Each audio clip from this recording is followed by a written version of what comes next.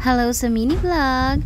Yan nga, naglinis yung asawa ko ng aircon kasi medyo naglilik na sa loob ng kwarto. So nilinis niya, YouTube lang siya yan. Linis niya yan.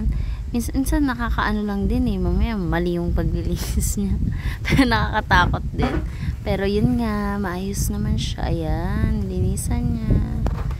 Wala pa kasi kaming vacuum niyan that time. Hindi pa na-deliver. Ayan, ang dumi. Grabe siya. Oh. Yun yung tubig na tumutulo galing sa labas. Oo. Sa loob siya clog yung butas. Yun pala yung yun. butas, oh.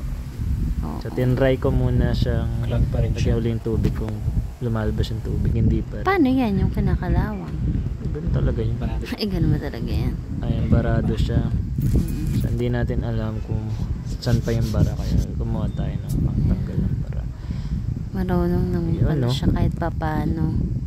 Nawala na yung tubig. Ibig sabihin. Yan, nilinis pa. Yan, nilinis niya nun. Habang wala ako niyan sa bahay, pinuntahan kami niya ni Mabilita. So, yan, nilinis siya. Support our mini vlog, guys, ha? Yan, brush siya. Yan. Yan. Mahal kasi palinis, eh. Sila. Kaya try muna natin mag-YouTube. DIY cleaning DIY lang tayo. Muna. Pero sa pag mga, di talaga kaya, edi tsaka na sa mga pro dyan maglinis ng aircon, comment kayo ng mga tips. And comment kayo ng mga tips. Thank you for watching!